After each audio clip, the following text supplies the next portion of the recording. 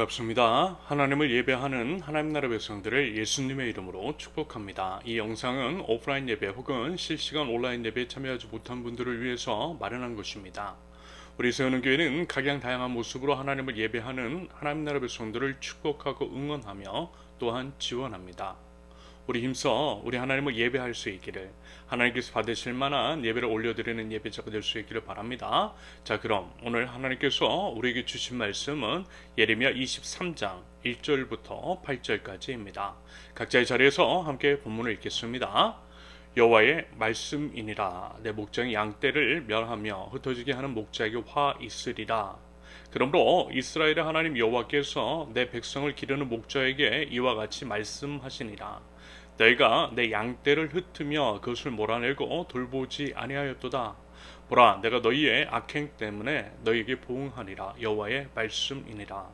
내가 내 양떼에 남은 것을 그 몰려갔던 모든 지방에서 모아 다시 그 우리로 돌아오게 하리니 그들의 생육이 번성할 것이며 내가 그들을 기르는 목자들을 그들 위에 세우리니 그들이 다시는 두려워하거나 놀라거나 잃어버리지 아니하리라. 여호와의 말씀이니라. 여호와의 말씀이니라. 보라, 때가 이르리니 내가 다윗에게 한 의로운 가지를 일으킬 것이라. 그가 왕이 되어 지혜롭게 다스리며 세상에서 정의와 공의를 행할 것이며 그의 날에 유다는 구원을 받겠고 이스라엘은 평안히 살 것이며 그의 이름은 여호와 우리 공의라 일컬음을 받으리라. 그러므로 여호와의 말씀이니라. 보라, 날이 이르리니 그들이 다시는 이스라엘 자손을 애굽 땅에서 인도하여 내신 여호와의 사십으로 맹세하지 아니하고 이스라엘 집 자손을 북쪽 땅 그 모든 쫓겨났던 나라에서 인도하여 내신 여호와의 사심으로 맹세할 것이며 그들이 자기 땅에 살리라 하시니라. 아멘. 어떤 분이요 이런 말씀하세요. 우리 교회에 다니시는 분은 아니고요, 다른 어떤 대형 교회에 출석 중이고 젊은이 부서에서 섬김을 하고 있는 집사님이었습니다. 지금까지 한 15년 정도 청년 한 부서에서 아름다운 섬김을 보여주고 있는 분입니다. 최근에요 고민이 너무 많으신 것 같더라고요. 말하자면 해도 너무한 거죠. 사역자들에 대한 실망이 이만저만이 아니었습니다. 예를 들면 담당 사역자에 대한 아쉬움, 주일에 듣는 설교에 대해서 언급을 하시며 조심스럽게 언급을 하시면서요, 목사님께서 도대체 무슨 이야기를 하시는지 모르겠대요. 신학은 집사님 자신이 잘 모르기 때문에 차치하고서라도 성경적으로도 논리적으로도 전혀 맞지가 않는 이야기를 하고, 설교자 자신도 도대체 무슨 얘기를 하려고 하는지 모르는 것 같더래요. 설교자 자신도 모르는 이야기를 하니 어때요? 듣는 사람은 오직하겠냐라는 것입니다. 글쎄요, 이제 진정성이라도 보이면 괜찮을 텐데 그마저도 없어 보이더라는 것입니다. 그리고 이제 그것이 한두 번도 아니고 매 주일마다 그렇다라고 하니 예배 시간에 이제 참으로 곤욕이고 청년들도 한 사람 한 사람 떠나가는 것 같더랍니다. 그러면서 이제 담당 사역자인 설교자에 대한 프로필을 이야기하면서 원래 이제 그분이 신학 베이스가 아니래요. 성악 베이스이고, 그래서 이제 아무래도 설교 쪽에는 훈련이 덜 되어 있나 보다 하면서 어떻게 해서든 목회자를 이해하려고 하고 있지만 힘들긴 하더라는 것입니다. 영적으로 이제 다들 이제 삐쩍 말라가고 있다라는 표현을 쓰고 있어요. 그리고 이제 이런 게 있답니다. 교회 안에 목회자가 없대요.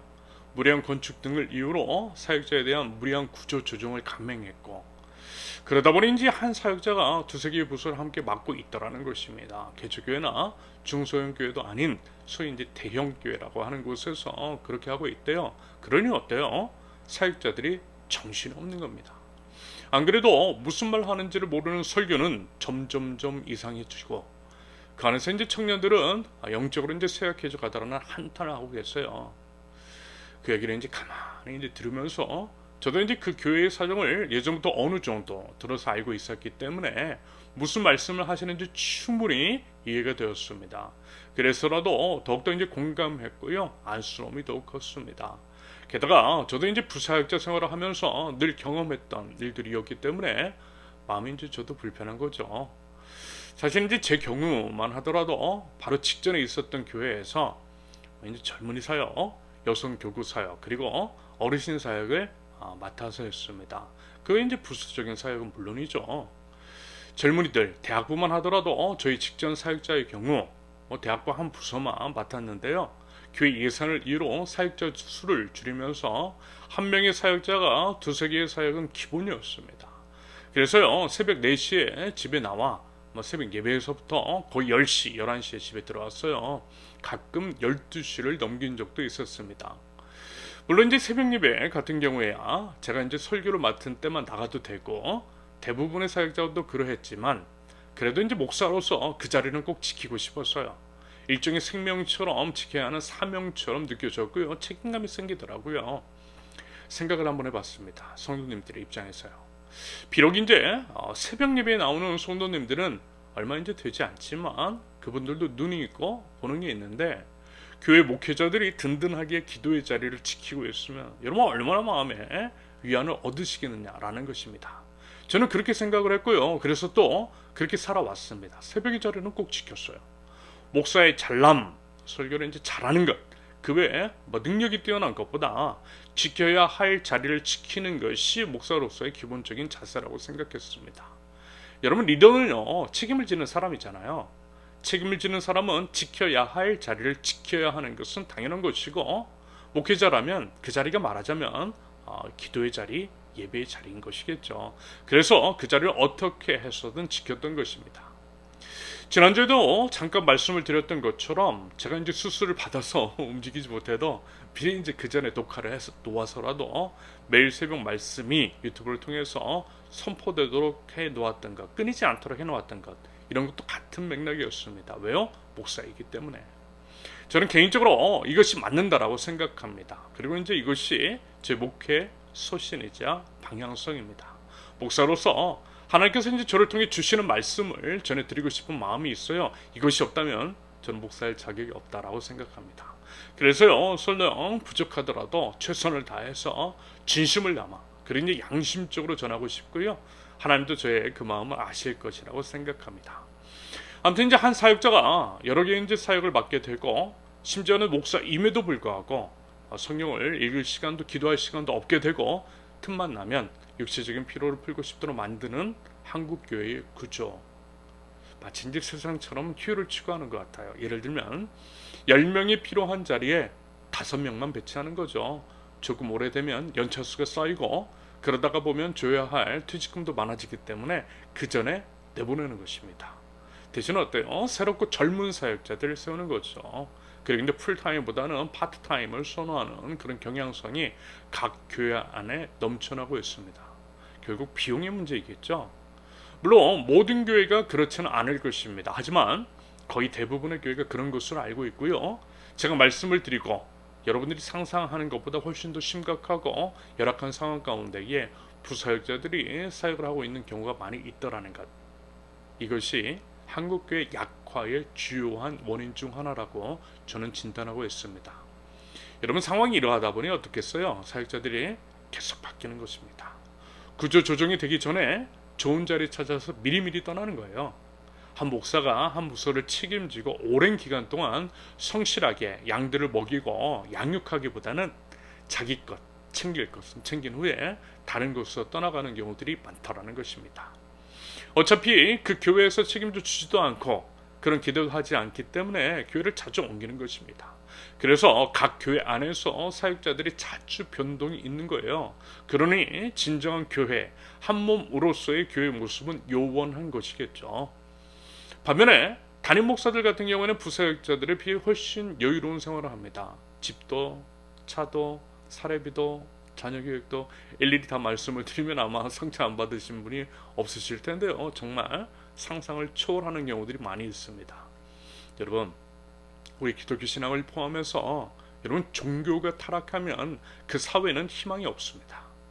사이비 종교 집단이 활개를 친다라고 하는 것은 정통 종교같이 역할을 하지 않는다라는 것이겠죠.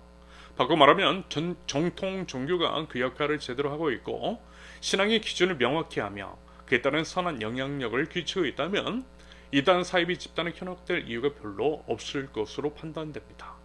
이런 면에서 볼 때 한국에 있는 종교는 심각하게 타락했고요. 그 중에서 기독교는 가장 많이 타락했다라고 봅니다. 세상 속에서 소금과 빛의 역할을 해야 할 교회가 그 역할을 제대로 하지 않으니 세상은 더 썩어지고 더 어두워진 것입니다. 사망의 냄새가 점점 지독해져 가고 있는 이유이겠죠. 그리고 여러분, 특별히 한국 역사를 볼 때 한국 사회를 이끌고 있는 엘리트 집단이라고 하는 것이 대체로, 물론 이제 모두가 그런 것은 아니지만 대체로 기독교와 연관이 되어 있더라는 것을 여러분 아세요? 예전에도 잠시 언급했던 것으로 기억합니다. 지난주에 이제 8.15 광복절이 있었는데요. 자신의 친일 행적을 감추기 위해서 반공에 앞장서고 친미에 앞장섰던 인물들이 있습니다. 미국이 이제 표면적으로 기독교 국가이기 때문에 표면적으로 그들은 교회 다녔고요. 그래서 엘리트 기득권 집단 안에 표면적 기독교 신자들이 적지 않았습니다. 한 예로 이승만 정부를 구성한 주요 요직 인사들이 거의 기독교 신자잖아요. 이런 식이라는 것입니다. 그러면서 그 후손들이 한국 엘리트 집단 중에 상당수가 여전히 존재합니다. 그러면서 이제 지금 한국 사회를 망친 것은요, 서민이 아니라 국민이 아니라는 것, 오히려 엘리트 집단인 것이고 엘리트 집단의 오만함입니다. 그 어느 나라 어느 사회에서도 찾아보기 쉽지 않은 엘리트 집단의 오만함이 이 나라 이 사회를 망치고 있음을 우리는 부인할 수 없는데요. 안타깝게도 그 중심에 교회가 있더라는 것입니다. 여러분, 이 부분은 각자 한번 살펴보셔도 좋을 것 같아요. 반면 교사라고 하죠. 선배들의 과오를 되풀이할 수는 없는 법입니다. 무엇이 잘못되었는지를 정확하게 알아야 개선의 여지도 있는 것이고요. 우리 모두 한국교회 교인으로서 마땅한 책임감을 가지고 회복을 바라는 마음, 회개의 자세로 성찰해 볼 필요가 있지 않을까요? 우리 한국 기독교의 민낯, 흑역사를 직시하는 것은 우리에게 주어진 마땅한 책임이자 의무일 것입니다. 더불어 이러한 교회의 타락, 성직자의 타락에 상처를 받았던 분들 중에 물론 그럼에도 이제 끝까지 회복을 바라는 마음, 회복에 대한 신뢰 같은 희망을 품고 그 자리를 지킨 분도 있지만요. 본인이 살아야 하기 때문에 교회를 탈출한 분들이 적지 않은 것으로 알고 있습니다. 어떤 의미로는 코로나 팬데믹이 그 기회를 마련해 준 것도 같아요.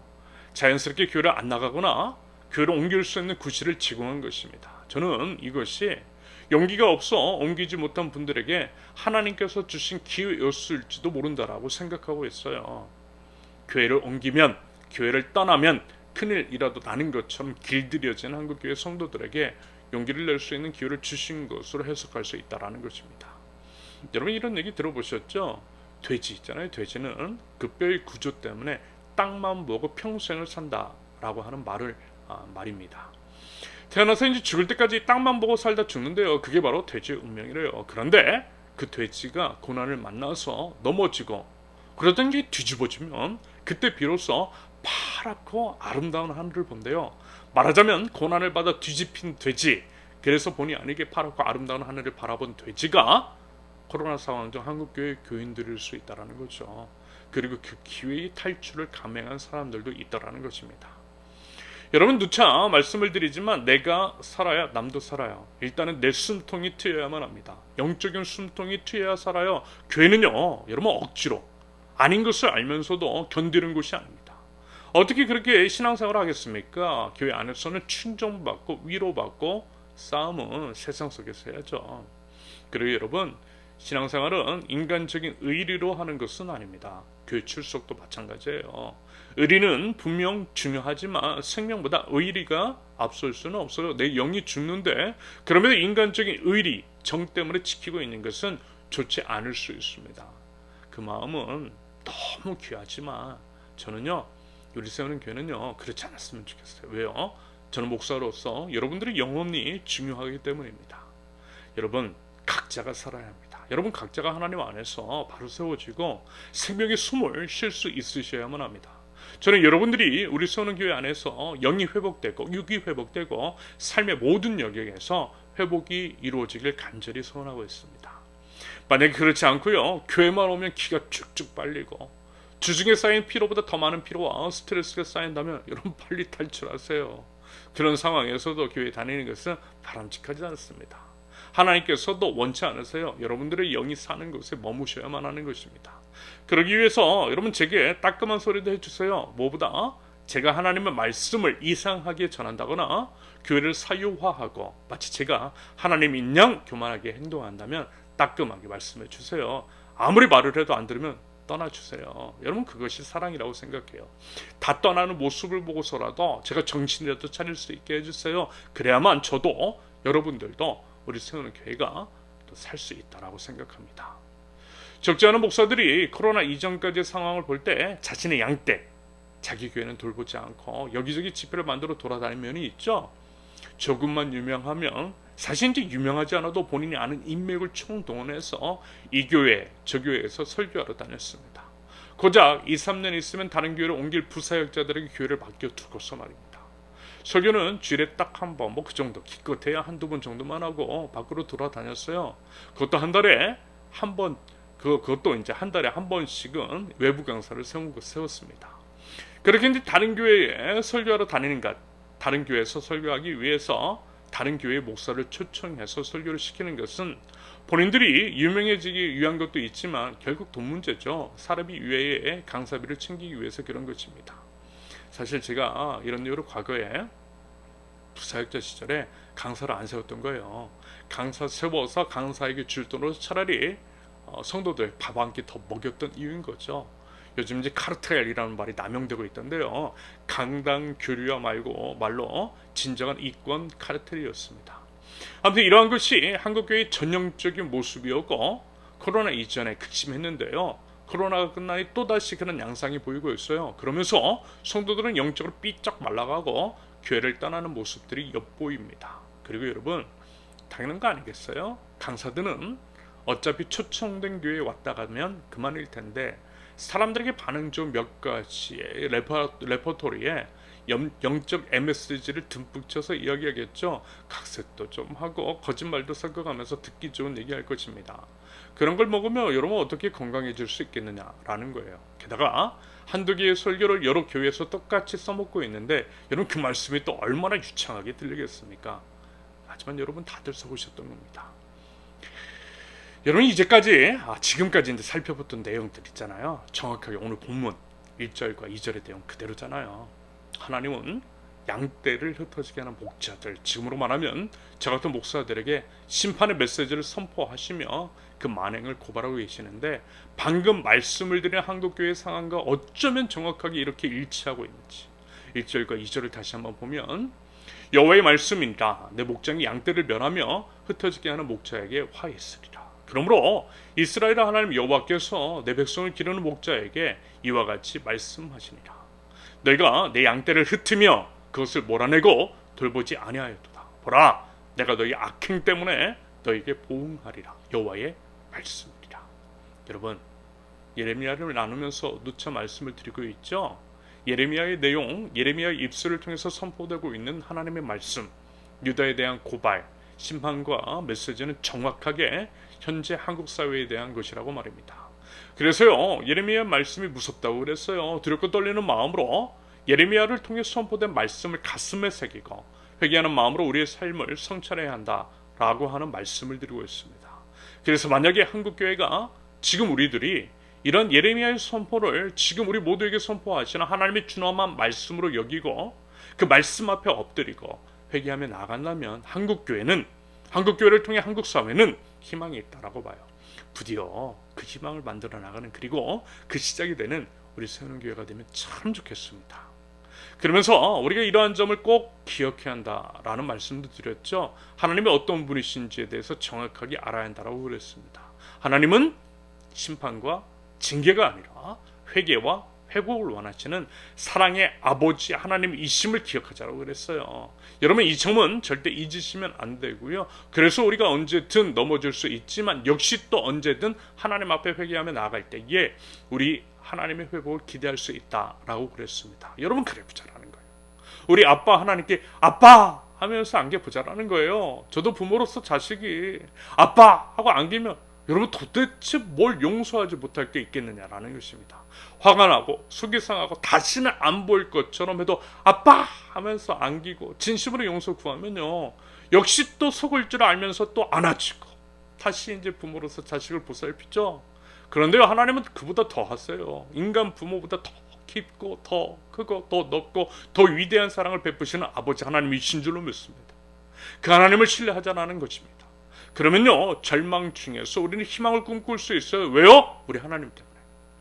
아무튼 이제 자기 배만 불리고 있는 목자들, 그러면서 양떼는 돌보질 않고, 그래서 양떼가 다 도망쳐버리고 흩어진 참담한 상황, 교회 안에 성도가 사라지고 이단의 교회 건물도 팔리고 있는 상황 속에서 하나님의 희망을, 하나님의 회복을 말씀하고 계세요. 그 계획을 말씀하시고 그것을 이루시겠다라고 약속하시는 것이 3절 이하에 기록되어 있습니다. 그 내용을 한마디로 정리하면 하나님께서 흩어진 양들을 다시 돌아오게 하시겠다라는 거죠. 그리고 양들을 먹이고 살줄 목자들을 세우시겠다라는 것입니다. 하나님은 결코 이 땅을 포기하지 않으시겠다라는 거예요. 그러면서 이제 5절에 기록되어 있는 것처럼 한 의로운 가지, 결국 예수 그리스도를 통해서 정의와 공의를 행하시며 하나님의 구원을 이루실 것이라고 약속하십니다. 그리고 정말 그 일을 이루셨잖아요. 예수 그리스도를 보내셨고요. 예수 그리스도의 십자가를 통해서 구원의 역사를 이루어 주셨습니다. 더불어 그 그리스도를 따르는 우리 그리스도인 하나님 나라 백성들을 통해 결국에는 우리 하나님께서 이 땅 가운데의 온전한 회복을 이루실 것이고요. 상한 이 땅을 고치시고 아름다운 하나님의 나라를 이루어 주실 줄로 믿습니다. 이 믿음을 가지고 살아가는 것, 우리 시선을 주님께로 두고 주님의 뜻을 이루며 살아가는 것, 이것이 우리의 본분, 우리의 사명인 줄로 믿습니다. 그러면서 여러분, 우리요 이런 소원을 한 개 품으면 좋겠습니다. 제가 늘 바라고 꿈꾸고 이야기하고 나눈 내용입니다. 일단 저는 이 말씀 믿어요. 정말 믿고 있어요. 마치 엘리야 시대 때에 바락이 무릎을 꿇지 않은 7,000명을 남겨두셨다라고 하는 것처럼 참으로 참담한 세상, 하나님이 과연 살아계신가 하는 의문마저도 드는 상황이지만 그럼에도 하나님은 분명 일하고 계시다라고 봅니다. 아마 이제 제가 이전에 몇 번 말씀을 드렸던 것으로 기억합니다. 제가 이제 지난 9년 동안 상하이에 살면서 한국인 여러 소식을 들었거든요. 저는 아무래도 목사이기 때문에 교회에 관한 소식이 많이 들려왔습니다. 영적으로 마실 물이 없고 양떼들은 다 흩어졌고 교회 안에서는 싹군들이 득실되더라는 이야기, 교회가 완전히 무너졌다라고 하는 그런 이야기들을 들려왔어요. 하루가 멀다 하고 한국교회는 희망이 없다라는 소식을 들었습니다. 그때요 제 마음이 어떻냐면 마음이 무거운 것도 무거운 것이지만 죄송했어요. 죄송한 마음이 드는 거예요. 제가 힘도 없고 능력도 없지만 저라도 가서 한 사람이라도 건져내고 싶은 마음이 들었던 것입니다. 왜 그랬는지 모르겠는데 그 마음이 들었어요. 글쎄요, 그 마음을 하나님께서 보셨던 것일까요? 어쩌면 이런 마음 때문에 하나님께서 저를 다시 한국으로 불러주신 것일 수 있겠다라고 하는 생각이 들었습니다. 제 의지, 제 욕심으로는 교회를 옮기지 않을 것이니 한국에서 쫓겨나가게 하시는 교회에서 이제 쫓겨나가게 하는 방식을 사용하셔서라도 한국 땅으로 보내주신 것이라고 생각했습니다. 그래서 여러분, 이렇게 한국에 와서 현실을 보니까 듣던 대로가 아니라 들었던 것보다 더 심각한 거예요. 솔직한 저희 심정을 말씀을 드리자면 무서웠어요. 솔직히 목사가 교회 다니는 사람들이 무서웠어요. 괴기스럽다라고 하는 표현이 맞을 것 같아요. 정말 그렇습니다.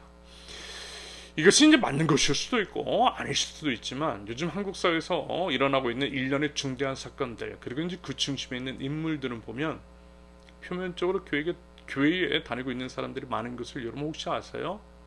교회에 다니는 사람들이 비정상적인 언행을 보이고 있다는 것입니다. 최근에 밝혀진 갑질 학부모 중 한 사람도 교회에 다니는 사람 같아 보이더라고요. 생각해보니 과거 이제 부사역자 생활을 하면서 정말 수많은 사람들을 만났고 심지어는 교회 안에서 목사들을 함부로 대하는 사람들도 여러 봤거든요. 그들이 이제 교회 안에서도 이러한데 교회 밖에서는 더하면 더하지 덜하지는 않을 것이고, 그래서 말하자면 우리 사회 안에 이런 참담한 일들이 계속해서 벌어지고 있을 때 그 중심에 교회 다니는 사람들이 적지 않겠구나 라고 하는 생각이 들었던 것입니다. 얼마나 속이 상하고 또 부끄러웠는지 모릅니다. 이런 이유로 저는 목사지만요, 목사 안 믿어요. 교회 다닌다고 하는 사람 싫어하지 않아요.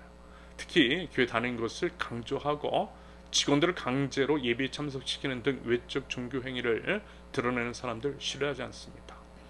여러분, 외면적인 그리스도인이 아니라 내면까지도 그리스도인인 사람들이 진정한 그리스도인입니다. 진짜 그리스도인은요, 삶으로 그 믿음이 증명되는 법이잖아요. 아무리 그래도 진짜 신앙인이라면 이웃을 함부로 대하지는 않겠죠. 오히려 이웃 대신 십자가를 지는 것이 참 신앙인임을 우리는 기억합니다. 여러분 부디요 겉으로 드러나는 모습이 현혹되거나 속지 않을 수 있기를 바랍니다. 아무튼 참 많이 속상했어요. 속으로 정말 많이 울었어요. 솔직히 너무 속상하고 때로는 너무 외로워서 도망가고 싶었어요. 이런 상황 속에서 목회를 해야 한다면 그들과 똑같아지거나 왕따가 되거나 두 가지밖에 없다라고 생각이 들었어요. 그 짐이 제게 너무 무거운 거예요.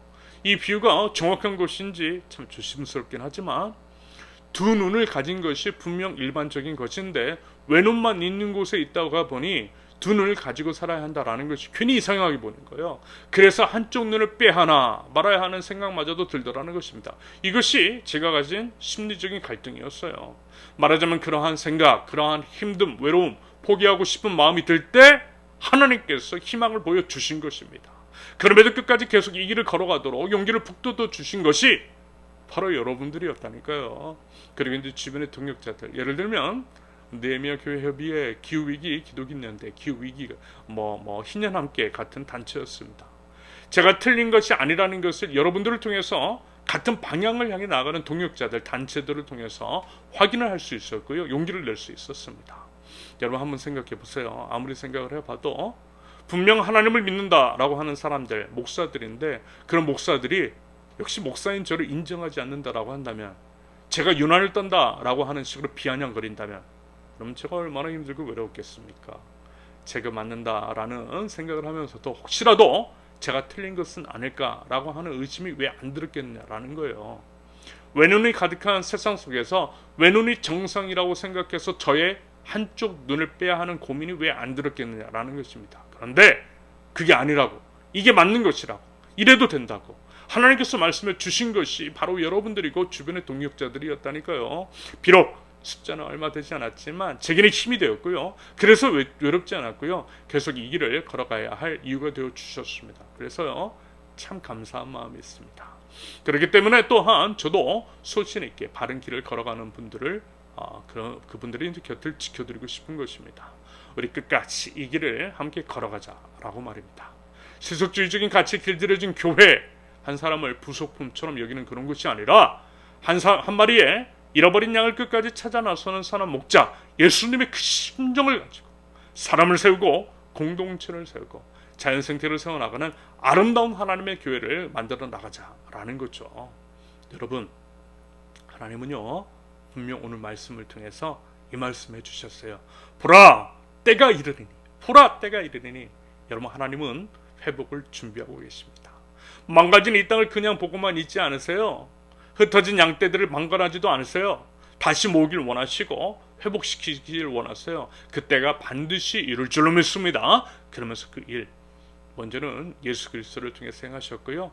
그리스도를 따르는 그리스도인이라고 하는 우리를 통해서 행하길 원하십니다. 그때는 하나님의 말씀에 순종하는 하나님 나라 백성들을 통해서 임하게 될 줄로 믿습니다. 그 일에 동참한 우리가 되어보자라는 거예요. 그래서요, 하나님, 제가 여기 있어요. 저희 공동체가 여기 있습니다. 하나님의 심정으로 교회의 회복을 위해서 회복된 교회로 양떼들이 돌아오도록 하나님 저희를 사용하여 주시옵소서. 그래서요, 저 교회에 가면 살 수 있대, 세우는 교회에 가면 살려준다라고 하는 소리를 듣는 우리 세우는 교회가 되게 하여 주시옵소서 라고 다짐하면서요, 우리 함께 나아가보자라는 것입니다. 여러분, 하나님께서는 하나님의 그 뜻을 이룰 그 한 사람 찾고 계시고요. 그 한 사람이 바로 우리가 되어보자 라고 하는 권면을 드리고 싶습니다. 바라기는 상한 이 땅을 바라보시며 아파하시는 아버지 하나님의 마음을 알아 하나님의 심정으로 한 영혼을 사랑하는 마음, 하나님의 교회를 아끼는 마음으로 하나님의 뜻을 위해 이 땅의 회복을 위해 하나님 저를 사용하여 주시옵소서 라고 하는 다짐으로 그때를 기다리며 그때를 기대하며 나아갈 줄 아는 하나님 나라의 백성들, 우리 세우는 교회가 되실 수 있기를 예수님의 이름으로 축원합니다. 함께 기도합니다. 선한 목자이신 우리 주님을 바라봅니다. 사랑의 주님, 생명의 주님께서는 자신의 생명을 버리시어 죄를 구원하신 구원의 주님이십니다. 한 영혼을 소중히 여기시며 잃어버린 자를 끝까지 찾아내어 살리시는 소망의 주님이신 줄로 믿습니다. 그 주님으로 인하여서 힘을 얻고 그 주님으로 인하여서 소망을 갖는 저희들, 그 주님을 따라 어두운 이 세상, 소망 없는 이 땅 가운데에 생명의 소망을 심는 하나님 나라 백성들 저희 되게 하옵소서. 하나님, 이 땅을 불쌍히 여겨 주시옵소서. 자기 배만 불리고 양떼를 돌보지 않는 싹꾼들로 인하여서 방황하는 자들, 영적인 허기로 인해서 고통받고 있는 이들이 넘쳐나고 있습니다. 도대체 어느 곳으로 가야 하고 어떤 곳에 정착을 해야 할지 갈피를 잡지 못하면서 신음하는 자들, 소위 가나안 성도라고 하는 자들이 너무나 많이 있습니다. 하나님의 말씀을 온전히 대언하는 교회를 찾기가 너무나 많이 힘이 든다라고 합니다. 하나님, 저희를 외면하지 말아주시고 하나님의 백성, 하나님께서 숨겨두신 진실한 사역자들을 일으켜 주시옵소서. 바르게 무릎을 꿇지 않아 하나님 나라 백성들, 진실한 주님의 사역자들을 보내주시고 그들이 용기 내어 나서게 하시며, 우리 주님 먼저 그러하셨던 것처럼 생명을 걸고 생명을 살려내는 진실한 사역자들이 이 땅 가운데에 일어날 수 있도록 하나님 은혜를 더하여 주시옵소서. 하나님, 그들을 통하여서 가란 심령들을 목에 숙이시고 건강한 영의 양식, 생명의 말씀으로 저희의 생명이 다시금 솟성케 하여 주시옵소서. 영적인 건강을 회복시켜 주시고 생명이 살아나는 부흥의 역사가 일어나도록 하나님 은혜의 은혜를 더하여 주시옵소서. 하나님, 진정한 회개의 물결이 이 땅에 일어나기를 원합니다. 회개의 영을 부어주시사 진심으로 통회하며 하나님 앞에 나아가게 없소서. 세속의 물결에 휩쓸려 영원하지 않은 것들에 목매달았던 어리석음을 깨우치게 하시며, 이제는 영원한 것을 위해서 단 한 사람의 생명이라도 살리기 위해서 기꺼이 영원하지 않은 것들을 포기할 줄 아는 용기듬과 용기를 허락하여 주시옵소서. 하나님께서 세우는 교회 가운데에 은혜와 복을 허락하시며 오직 예수 그리스도께서 걸어가셨던 그 길을 향해서 한 걸음 한 걸음 두 손을 맞잡고 함께 걸어가는 저희들, 그리하여 하나님께서 이 땅을 회복시키는 그날 그때를 경험할 줄 아는 이 나라, 이 민족, 온 열방, 온 교회 될 수 있도록 하나님 은혜를 더하여 주시옵소서. 이제는 우리 주 예수 그리스도의 은혜와 아버지 하나님의 극진하신 사랑과 성령님의 교통하심이 예수 그리스도의 의로운 통치에 순복하며 그리스도를 따라 의로운 삶을 살아가기로 작정하며 나가는 하나님 나라 백성들, 우리 세운교회 모든 권속들 위해 이제로부터 영원토록 함께 하시기를 간절히 축원합니다. 아멘. 감사합니다. 예배를 마쳤습니다. 이번 한 주도 하나님 안에서 영적으로 건강하실 수 있기를 바라고 또 기도하고 또 응원드리겠습니다. 감사합니다.